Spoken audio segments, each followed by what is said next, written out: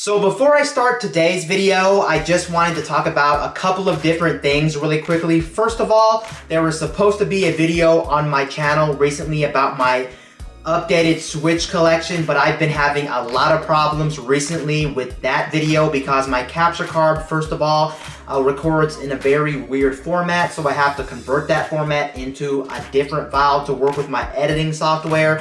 And then on top of everything else, I've been having problems with the file actually being corrupted for some weird reason. I really don't know what's going on.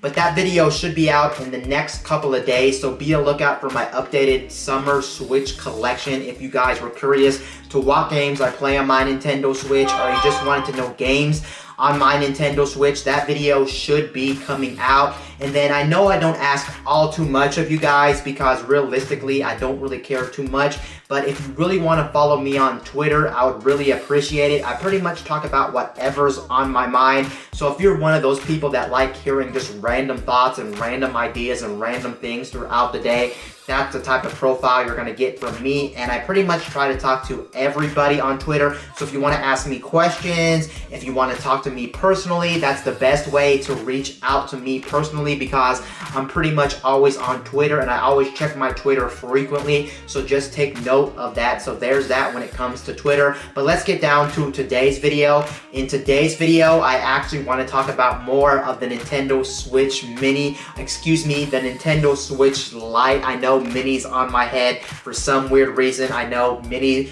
was pretty much being the rumored name for the console, and I know at this point a lot of you out there are probably tired of hearing about the Nintendo Switch Lite, but there is one thing that I really want to talk about regarding the durability of the Nintendo Switch Lite, and I think this is something very important to talk about when you're considering the Nintendo Switch Lite. Now, when it comes to the Nintendo Switch Lite, you guys know the Nintendo Switch Lite is going to be a console from Nintendo that's pretty much going to be one solid piece. So in theory, it should be much more durable than your standard Nintendo Switch, because you don't have to worry about those seams. You don't have to worry about what if you drop it, will the Joy-Cons just fling out, will they damage, whatever the case may be. You don't also have to worry about the railings on the side damaging, because I've heard reports where sometimes people drop their Nintendo Switch, and when they drop their Nintendo Switch or bang their Nintendo Switch around, I heard the railings on the side could actually get messed up. So overall, I think for durability, for the most part, it is going to be a much more sturdier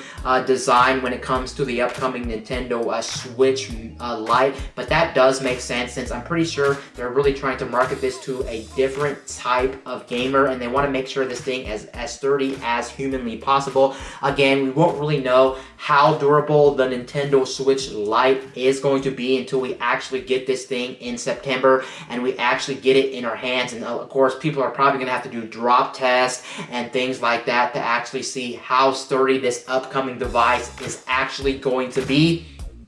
But one thing that actually brought my attention to the Nintendo Switch Mini is actually the control sticks, or the analog sticks on this device, which is something very interesting. Now, as you can see with the Nintendo Switch Lite, the Nintendo Switch Lite is pretty much all one piece, of course.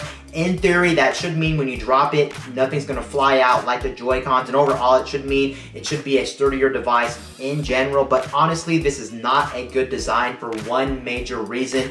One thing that's actually kind of concerning with the upcoming Nintendo Switch Lite is going to be the fact that you guys may not be having this on the Nintendo Switch. It depends on the user, but I know a lot of users out there actually have the drifting Joy-Con effect on their Nintendo Switch, and I know my friends had it. I've actually had it personally, and the drifting effect does suck. It's not because we don't take care of our Switches or anything like that, of course. It's just due to the fact that the Nintendo Switch, for some reason, just wasn't built that great to begin with. You guys know all these problems with the hardware. Like, for instance, the main body of the Switch is not too durable. I always hear these cracking problems and things like that. It's just not the most durable device. And to top off everything, a lot of people get these random driftings. If you don't know what drifting is on an analog stick, it's pretty much where junk gets under the analog stick, like debris and dust and dirt. And once dirt and debris and dust gets under the analog stick, that means when you're trying to control characters on the screen, they may start running in a certain direction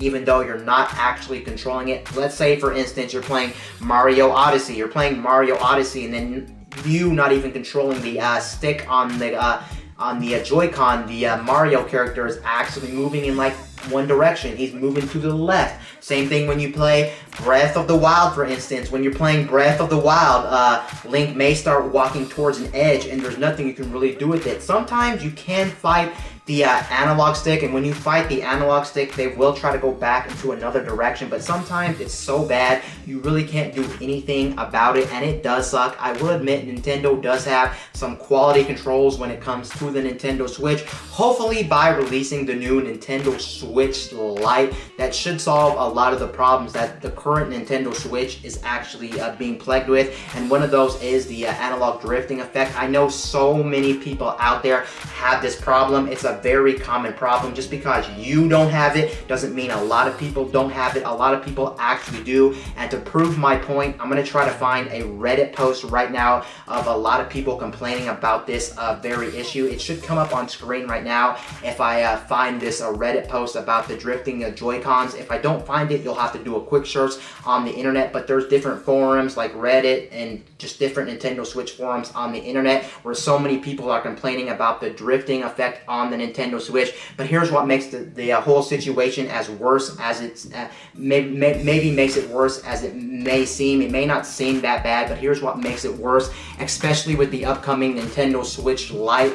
The one thing that really makes this a really bad situation, if you look at the Nintendo Switch Lite, first of all, we don't know how good the quality is going to be when it comes to the Nintendo Switch Lite.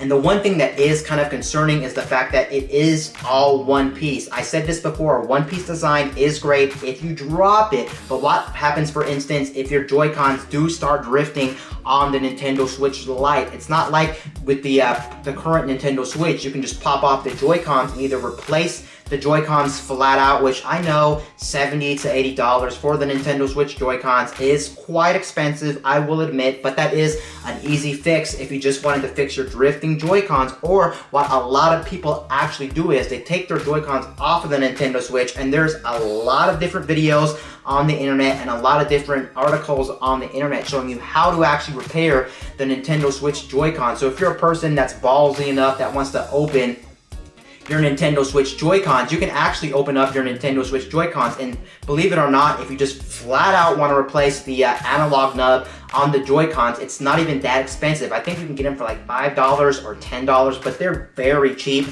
when it comes to those, and if you're smart enough, you can change it. I will admit it's not the easiest process in the world, and you do have to be careful with all those small parts in the Nintendo Switch's Joy-Con, but at least since the Joy-Con are removable from the system, you do have options. But going back to the Nintendo Switch Lite, you don't actually have options when it comes to this, because who knows how hard is it actually going to be when it comes to replacing the sticks or the analog sticks on the actual Lite itself when that thing actually comes out, because it is one piece. It may be very hard to open this thing up. Let's pray to God that Nintendo actually made the materials inside this thing much better than they did with the Nintendo Switch, the regular model. Let's pray they made it much more durable so we won't get things like drifting. But when this thing comes out, it is kind of concerning, and I understand that there's actually quite a few people kind of worried about that what if scenario. What if my Joy-Cons start drifting? Am I going to have to send the Joy-Cons or the Nintendo Switch Lite automatically back to Nintendo,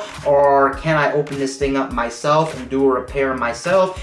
But overall, it is still very concerning, and I do understand a lot of people out there, and I'm pretty sure there will be guides and tutorials when the Switch Lite actually comes out on the market in September of opening up the thing, seeing what type of material they're using, how easy it is to change the Joy-Con or the sticks out if they do get the drifting effect down the road, and we'll see if the original Joy-Con analog sticks are going to be the same quality or the same type, that you can just replace those ones on the Lite with the current existing Nintendo Switch analog sticks, since those are already available on the market, and like I said before, they're very dirt cheap to actually replace. So that's something very interesting. On one hand, the Switch Lite looks like it's going to be a much more durable device with that one-piece design, no Joy-Cons that have to keep detaching in and out. But then on another note, it is kind of concerning with so many people having these drifting effects with the Nintendo Switch. It does suck that who knows how easy it is going to be to replace all this. I guess we'll just have to wait until September 20th